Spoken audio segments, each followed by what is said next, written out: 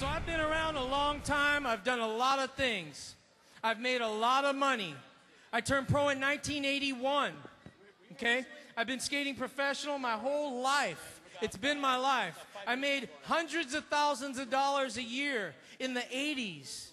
Me and Tony Hawk were battling for first place in those days. And I tell you, I didn't have any guidance. I didn't have any education on how to manage money. And so I squandered it all off, spending it on anything that I felt like I should spend my money on. And that's what this whole event is for, to help you guys not let money tell you what to do with it, but you to tell your money what you're going to do with it. You know what I mean? So many of us get money, and you know what money does? It only reveals who you really are. Because money's like a magnifying glass. If you're sitting there greedy and you just want a Hummer and you want all this stuff, you want to be on the magazines and all this, money's just going to magnify that. But if you have a loyal character, you have a heart that wants to give back, you want to have integrity, you want to be successful in business, money will only magnify that. I got one question. I've known you since day one. Kenny Barchin is by far one of the biggest motocross legends in the world. I love him as a good friend. When you started, you had duct tape over your Vans. They were checkered Vans, and I came to you. You didn't care what I paid you because you were all about just the enjoyment of what you did. You loved to ride. But let's talk about this. When the first paycheck started coming, you're like, really, really, really? And all of a sudden, financial freedom started to happen. And like you're going, well, money, how do I manage it, stuff like that. How much do you wish you would have known that? Oh man, there's so many things that you learn over years, and I'm sure it's this way in any career, but definitely in a professional sports aspect. You learn so much about investing and real estate and all this. I always thought I was being very safe and careful with my money, and like I saved. I should have invested in other stuff. You know, I never had the bling bling truck or anything like that, but government takes half of it anyways. Might as well spend it on a house or something that you can show for later. So don't blow it on, wasteful things. I see a lot of guys, go to the bars, drink $500 worth of beer every night, but there's different ways to invest that I wish I would have known 15 years ago. But like I said, with anything you learn, hindsight's 20/20 always.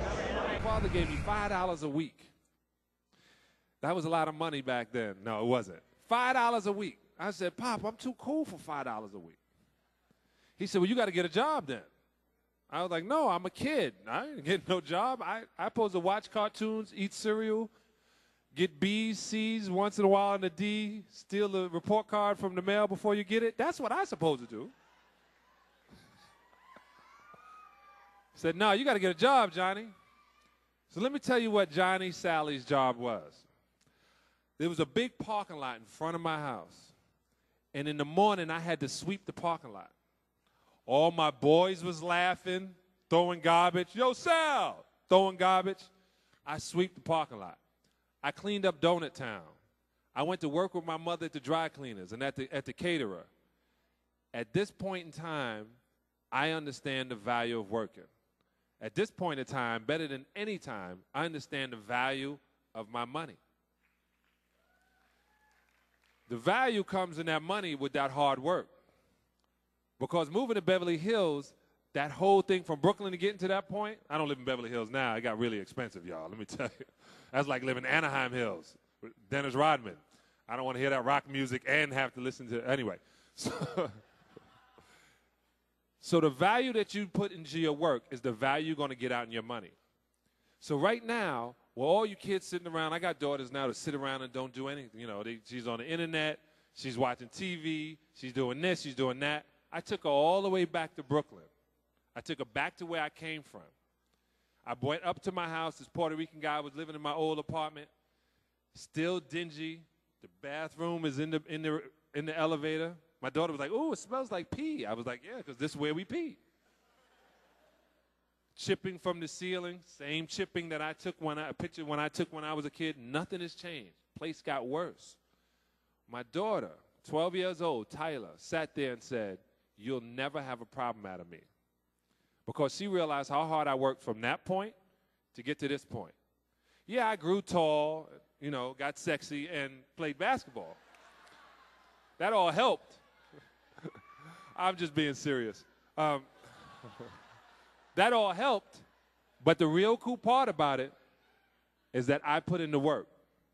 And the work is the reward of making the cash.